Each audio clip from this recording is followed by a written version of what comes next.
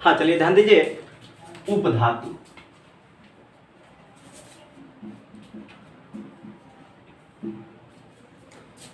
उपधातु वे पदार्थ जो धातु एवं अधातु दोनों के गुण रखते हैं। वे तत्व या वे पदार्थ जो धातु एवं अधातु दोनों के गुण रखते हैं उन्हें उपधातु कहते हैं। जैसे आर्सेनिक, एंटीमनी, आर्सेनिक और एंटीमनी उपधातु है। उपधातुओं का समूह बहुत छोटा है। अभी तक 8 ही उपधातुओं का खोज हुआ है। अभी तक 8 ही उपधातु मिले हैं। इनके जो उपधातुएं होते हैं, इनके ऑक्साइड जो होते हैं, ऑक्साइड उभयधर्मी होते हैं। उभयधर्मी। तो चलिए हम पढ़ते हैं धातुओं के गुण। धातुएं क्या होती हैं? अब धातुओं के गुण में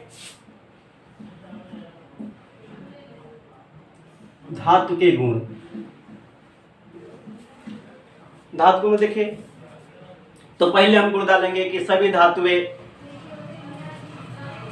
विद्युत एवं ऊष्मा का कुचालक होती है। यानी सभी धातुएं विद्युत एवं ऊष्मा का कुचालक होती है। केवल पीबी यानी सीसा इसको बोलते हैं, या इसको लेड बोलते हैं, या प्लम्बम बोलते हैं। तो सभी धातुएं विद्युत एवं ऊष्मा का सुचालक होती है, केवल सीसा को छोड़कर। सभी धातु आघात वर्धनीयता होती है। आघात वर्धनीयता अर्थात आघात वर्धनीयता क्या है? जैसे इन्हें चोट मारने पर फैलते हैं, जैसे इनका पीट कर चादर बनाए जा सकते हैं। आघात वर्धनीयता बने जैसे पीट कर चादर बनाए जा सकते हैं। अब किसी भी व्यक्ति को मार दोगे तो पसर जाएगा, वो फैल जाएगा। उसी तरह समझिए कि धातुएं होती हैं।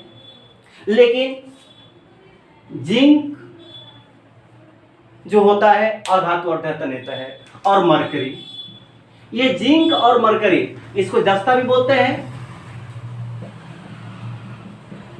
और मरकरी हाइड्रोजन आयन यानी मरकरी Hg, ये जो होते हैं आघात वर्धनीयता नहीं होती है।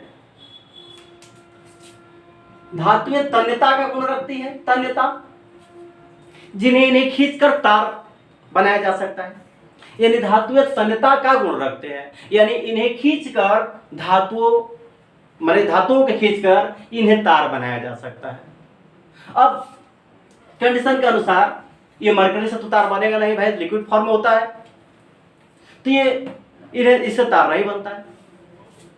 यानी धातुएं तन्यता का गुण रखते हैं। धातुएं भंगुर नहीं होती है। भंगुर माने चोट मारने पर बिखर जाए। जैसे आप देखिए होता है कार्बन का उपरूपक हीरा और ग्रेफाइट। कार्बन का अपरूपक हीरा एवं ग्रेफाइट होता है।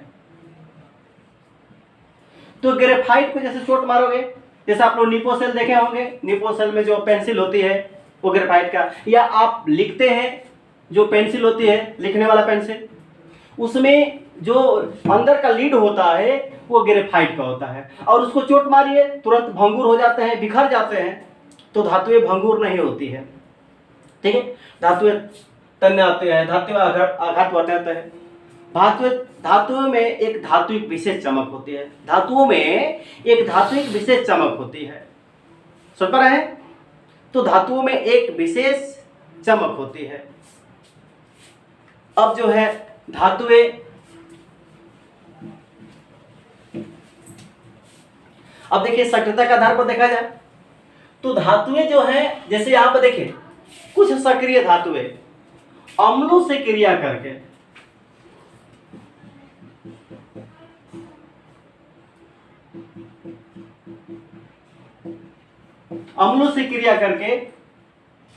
हाइड्रोजन को विस्थापित कर देती है। अब बात आई कि भाई हाइड्रोजन क्या है, तो कुछ सक्रिय धातुएं अम्लों से क्रिया करके हाइड्रोजन को विस्थापित करते हैं, लेकिन सभी धातुएं नहीं, सभी धातुएं नहीं, सभी धातुएं हाइड्रोजन को विस्थापित नहीं कर पाती है। जो हाइड्रोजन से सक्रिय होगा वही धातुओं की विस्थापित कर पाती है, मैंने हाइड्रोजन को विस्थापित करती है जो हाइड्रोजन से अधिक सक्रिय होता है। जैसे हाइड्रोजन से अधिक सक्रिय देखिए, जैसे आपको यहां लिखा गया है,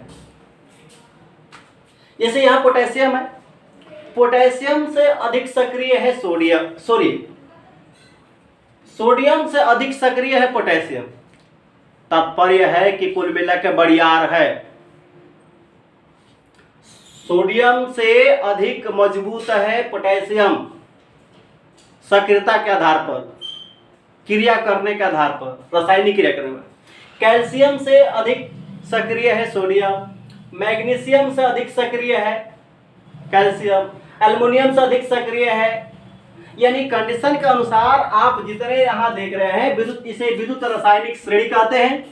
ये जो सक्रियताओं के आधार पर एक जो श्रेणी मिली है, ये जो सक्रियता के आधार पर जो श्रेणी मिला है उसे विद्युत रासायनिक श्रेणी कहते हैं। और ये विद्युत रासायनिक श्रेणी के कंडीशन की बात करते हैं तो ये जो धातुएं जो होती है अम्ल से क्रिया करके हाइड्रोजन को विस्थापित कर देती है, धातुएं अम्ल से क्रिया करके हाइड्रोजन को विस्थापित करते हैं। तो कंडीशन के अनुसार जैसे हम आपको बता दें कि जैसे H2SO4 इसे गंधक का अम्ल भी कहते हैं, HCl, HNO3, H3PO4, ये सब जो है CH3COOH, ये सभी अम्ल हैं, ये अम्ल है। और ये अम्ल जो है देखिए ये हाइड्रोजन है, हाइड्रोजन के आगे जितने तत्व देख रहे हैं ये सभी जो धातुएं हैं, ये सभी धातुएं इस हाइड्रोजन को विस्थापित कर देगी। तो कंडीशन के अनुसार देखिए जैसे पोटेशियम अगर हाइड्रोजन H2SO4 से क्रिया करता है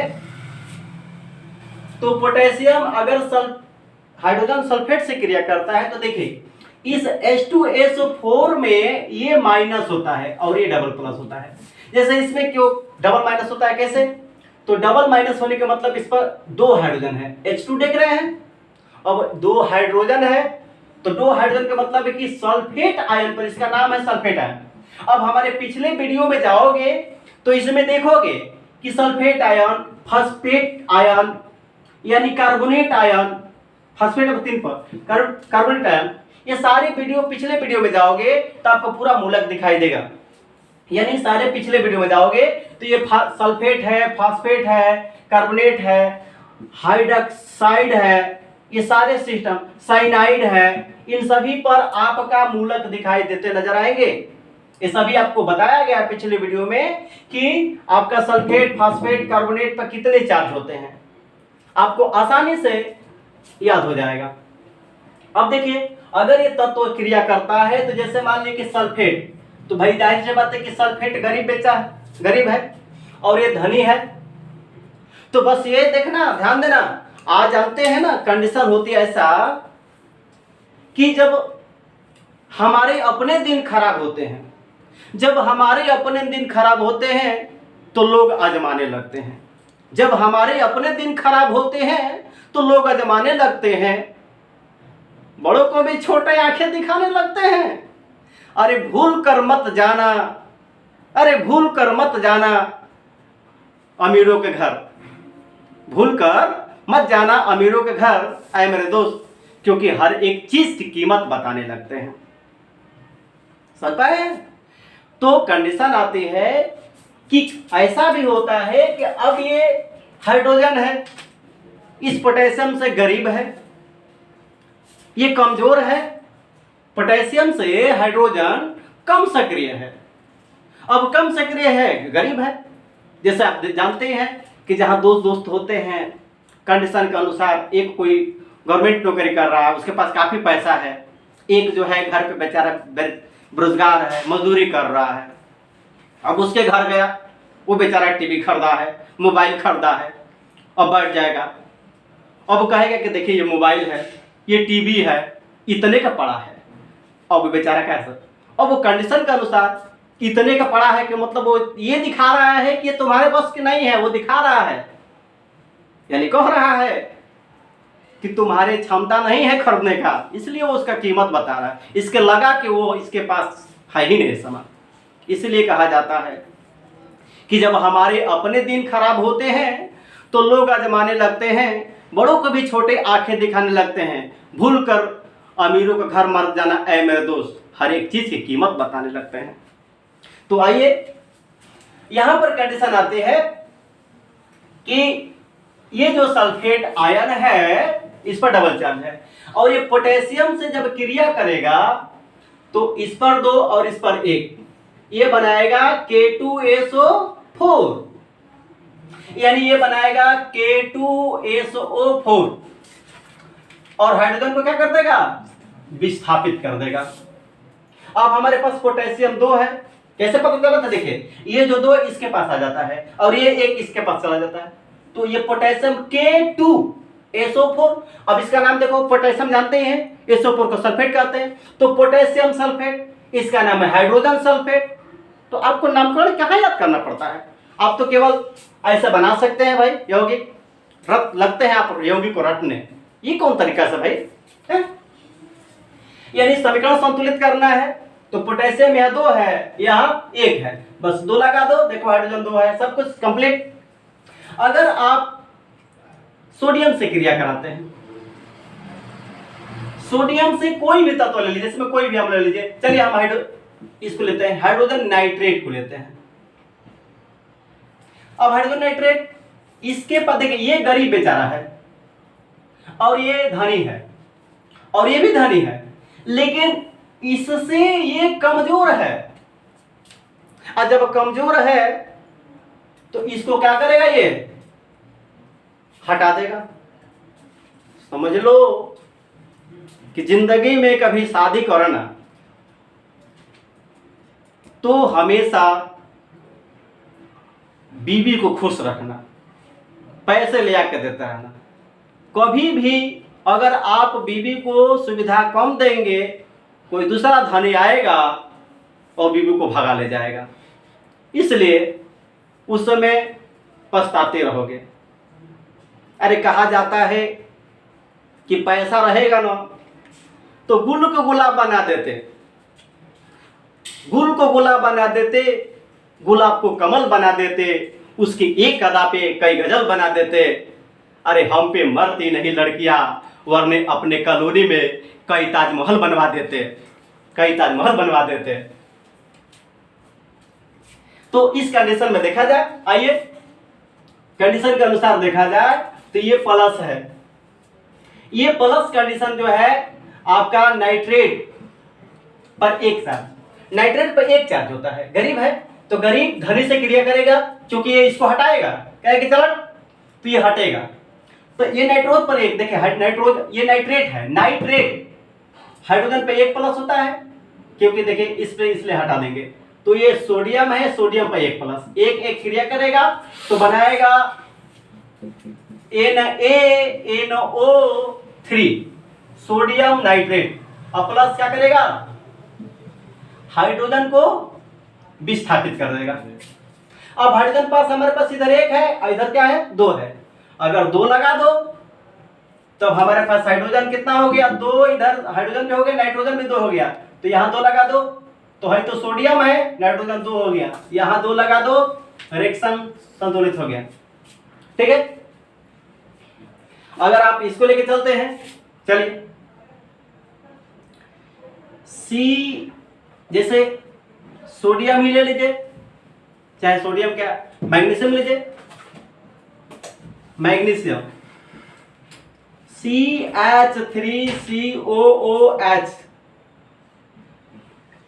अब इसमें देखिए ये एसिटिक आयन है, ये माइनस होता है, ये प्लस होता है, ये एसिटेट आयन है, एसिटेट, और CH3COO इस पर एक माइनस, और ये मैग्नीशियम पर डबल माइनस होता है।